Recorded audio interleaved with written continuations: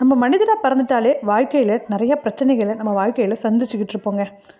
இப்படி இந்த பிரச்சனை எல்லாத்துக்குமே ஒரு ஜென் கதை மூலமாக சொல்யூஷன் கிடைக்குமா இல்லையாங்கிறத பார்க்கலாம் வாங்க வீடியோக்குள்ளே. நான் உங்கள் Sharanya. Welcome to AK Talks. ஒரு ஊரில் மகேஷ் அப்படிங்கிற வாலிபர் வாழ்ந்துட்டு இருக்காரு. இந்த வாலிபருக்கு வாழ்க்கையில் நிறைய பிரச்சனைகள் வருதுங்க. இந்த பிரச்சனைகள் எல்லாத்தையுமே அவர் சால்வ் பண்ணணும்னு நினைக்கிறாரு. எத்தனை பிரச்சனை வந்தாலும் அத்தனையுமே சால்வ் பண்ணணும், அதுவும் ஒரே டைமில் சால்வ் பண்ணணும் அப்படின்னு நினைக்கிறாரு. இப்படி அவர் சால்வ் பண்ணி எல்லா பிரச்சனையுமே சால்வ் பண்ணணும் அப்படின்னு சொல்லி நினைக்கிறாரு. ஒரு காலகட்டத்தில் அவருக்கு மனமானது குழம்பு போயிடுதுங்க. இப்படி எல்லா பிரச்சனையுமே நம்மளால் எப்படி சால்வ் பண்ண முடியல அப்படிங்கிறத உணர்றாரு. உடனே அந்த ஊருக்கு ஒரு ஜென் துறவி வராரு. அந்த ஜென் துறவிக்கிட்ட போய் நம்ம எல்லாத்தையும் கேட்கலாம் அப்படின்னு சொல்லிட்டு இந்த மகேஷ் கிளம்புறாருங்க. ஜென் துறவியை பார்த்தோன்னே ஜென் துறவிக்கிட்ட நடந்தது எல்லாத்தையுமே சொல்கிறாரு. இந்த மாதிரி எனக்கு நிறைய பிரச்சனைகள் வருது, அந்த பிரச்சனைகள் எல்லாத்தையுமே நான் சால்வ் பண்ணணும்னு நினைக்கிறேன், ஆனால் என்னால் எல்லாத்தையுமே சால்வ் பண்ண முடியலை. அது மட்டும் இல்லை, எனக்கு பிரச்சனையே இல்லாத வாழ்க்கை தான் வேணும் அப்படின்னு சொல்லி இந்த மகேஷ் ஜென் துறவிக்கிட்ட கேட்குறாருங்க. ஜென் துறவி மகேஷோட மன ஓட்டத்தை புரிஞ்சுக்கிறாருங்க. உடனே ஜென் துறவி என்ன சொல்கிறாருன்னா, நம்ம இப்போதைக்கு இந்த மகேஷுக்கு என்ன உபதேசம் கொடுத்தாலுமே அதை ஏற்றுக்கிற மனநிலைமையில் மகேஷ் இல்லை, அனுபவத்தில் நம்ம விடணும் அப்படின்னு சொல்லிட்டு ஜென் துறவி முடிவெடுக்கிறாருங்க. என்ன முடிவெடுக்கிறாருன்னா, ஜென் துறவி மகேஷை கூப்பிட்டு ஒரு வேலை ஒன்று கொடுக்குறாருங்க. என்ன வேலைன்னா, இன்றைக்கி நைட்டு அங்கே மடாலயம் இருக்கும். அந்த மடாலயத்தில் ஒரு மெடிடேஷன் ஹால் மாதிரி இருக்குது. இந்த மெடிடேஷன் ஹாலில் 100 மெழுகுபத்திகள் அந்த ஹாலில் ஏற்றப்பட்டிருக்கோம். இந்த 100 மெழுகுபத்திகளுமே விடிய விடிய எரிஞ்சுக்கிட்டே இருக்கணும், ஒரு மெழுகுபத்தி கூட அணைஞ்சு போகக்கூடாது அப்படின்னு சொல்கிறாரு. அதாவது அந்த 100 கேண்டில்ஸ்லுமே விடிய விடிய எரிஞ்சுக்கிட்டே இருக்கணுமா, ஒரு கேண்டில்ஸ் கூட காற்றுல அணையக்கூடாது அப்படிங்கிறாரு. அந்த ஹால் எப்படி இருக்குன்னா ஓப்பனாக இருக்குது. அதாவது காற்று நல்ல காற்று அடிச்சுக்கிட்டு இருக்க இடமாவும் இருக்குது.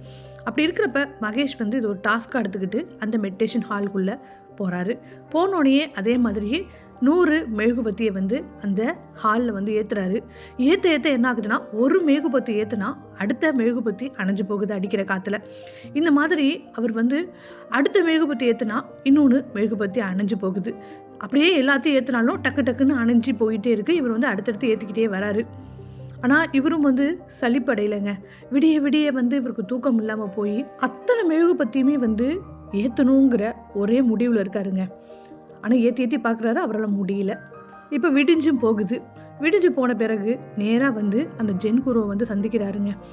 ஜென் குரு கேட்குறாரு, என்னப்பா 100 மெழுகுபத்தி நல்லபடியாக நைட்டு ஃபுல்லாக எரிஞ்சிச்சான்னு சொல்லி கேட்குறாருங்க. உடனே, ஐயா நீங்கள் வேற, நீங்கள் சொன்ன மாதிரி 100 மெழுகுபத்தி நான் ஏற்றி வச்சேன். ஆனால் என்னென்னா, ஒரு மெழுகுபத்தி ஏற்றுறப்ப அடுத்த மெழுகுபத்தி அணைஞ்சு போகுது. இந்த மாதிரி நான் எப்பப்பெல்லாம் ஒன்று அணையிற மெழுகுபத்திலாம் ஏற்றுறனோ அடுத்த மெழுகுபத்தி ஆட்டோமேட்டிக்காக அணைஞ்சு போகுது அடிக்கிற காற்றுல. அந்த இடம் ஓப்பனாக இருக்குது, ஒரு டோர் போட்டிருந்தா கூட ஈஸியாக 100 மெழுகுபத்தி இருந்திருக்கும் அப்படின்னு அந்த மகேஷ் ஜென்குருக்கிட்ட சொல்கிறாருங்க. இதை கேட்டோன்னே ஜென்குருக்கு சின்ன புன்னகையோட அந்த மகேஷை பார்த்து சொல்கிறாருங்க, நம்ம வாழ்க்கையிலுமே பிரச்சனைகளும் இந்த மெழுகுபத்தி போல தான். நிறைய பிரச்சனைகள் வரும். இந்த அத்தனை பிரச்சனைகளையுமே நம்ம சால்வ் பண்ணணும்னு நினச்சா, இப்போ நீ ஏமாந்து போனில, அந்த மாதிரி தான் விடிய விடிய தூக்கம் இல்லாமல் நம்ம ஏமாந்து போகணும். இப்போ நீ எப்படி அந்த 100 மெழுகுபத்தியுமே எரியணும்னு நினைக்கிற, ஒரு மெழுகுபத்தி எரிஞ்சிட்டு இருக்கு, அது காற்றுல அணைஞ்சோடனே அடுத்த மெழுகுபத்தி ஏற்றுற, அடுத்த மெழுகுபத்தி அணைஞ்சு போகுது, திரும்பவும் அதை போய் நீ ஏற்றணும்னு நினைக்கிற. இந்த மாதிரி 100 மெழுகுபத்தியுமே எரிஞ்சுக்கிட்டே இருக்கணும்னு நினைக்கிற. அது மாதிரி தான் நமக்கு பிரச்சனைகளுமே நமக்கு வந்துக்கிட்டே தான் இருக்கும் வாழ்க்கையில். ஒவ்வொன்றா நம்ம அதை சால்வ் பண்ணிகிட்ருக்கணும். இப்போ எல்லா மெழுகுபத்தியுமே நமக்கு எரியணும் அப்படிங்கிறது இங்கே முட்டாள்தனமாக இருக்குது. அதே போல் தான் நமக்கு எல்லா பிரச்சனைகளையுமே இங்கே ஒரே டைமில் நமக்கு சால்வ் ஆகணும் அப்படின்னு நினைக்கிறது முட்டாள்தனம் தான். அந்த மாதிரி தான் நம்ம வாழ்க்கையில் பிரச்சனைகள் வந்துக்கிட்டு தான் இருக்கும். அதை ஒவ்வொன்றா நம்ம தீர்க்கிறதுக்கு பார்க்கணும். அதை விட்டுட்டு நம்ம எல்லா பிரச்சனையுமே ஒரே இதில் நம்ம தீர்க்கணும்னு நினைக்கிறது முட்டாள்தனமாக தான். நம்ம மனமானது இங்கே குழம்பி தான் போகும் அப்படின்னு இந்த ஜென் துறவி இந்த மெழுகு கத்தியை காட்டி அழகாக தத்துவத்தை உணர்த்துறாருங்க. இப்போ தான் மகேஷுக்கு தான் மேலே என்ன தப்பு இருக்குன்னு உணர்றாரு. ஒரு தெளிவு மகேஷுக்கு கிடைக்கிதுங்க. நம்ம வாழ்க்கையிலுமே இந்த மாதிரி தான் நிறைய பிரச்சனைகள் நம்ம வாழ்க்கையிலுமே வந்துட்டுருக்கோம். அத்தனை பிரச்சனைகளையுமே வந்து ஒரே டைமில் நம்ம வந்து சால்வ் பண்ணணும்னு நினைக்குவோம். அப்படி இல்லைன்னா எல்லா பிரச்சனைகளுமே வந்து நமக்கு வந்து சால்வ் ஆகிடணும், நம்ம கிளியராக இருக்கணும்னு நம்ம வந்து நினைப்போம். அப்படிலாம் இருந்தால் நம்ம வாழ்க்கையை வாழ முடியாதுங்க. ஏன்னா நம்ம மனிதராக இந்த பூமிக்கு பிறப்பெடுத்து வந்துட்டாலே பிரச்சனைகள் அப்படிங்கிறது வந்து நமக்கு வந்து இருந்துகிட்டு தாங்க இருக்கும். அத்தனை பிரச்சனைகளையுமே வந்து நம்ம சால்வ் பண்ணிவிட்டு பிரச்சனையே இல்லாமல் வாழ்க்கையை வாழணும்னு நினைக்கிறது வந்து முட்டாள்தனங்க. ஸோ ஃப்ரெண்ட்ஸ், இந்த கதை உங்கள் எல்லாருக்குமே பிடிச்சிருக்குன்னு நினைக்கிறேன். இது வரைக்குமே இந்த வீடியோ பொறுமையாக பார்த்தவங்க எல்லாருக்குமே கோடான கோடி நன்றிகள். இந்த வீடியோ ரொம்ப பிடிச்சிருந்துச்சுன்னா வீடியோக்கு ஒரு லைக் கொடுங்க. அண்ட் உங்கள் ஃப்ரெண்ட்ஸ் அண்ட் ஃபேமிலிக்கு இந்த வீடியோவை ஷேர் பண்ணுங்கள். தேங்க்யூ.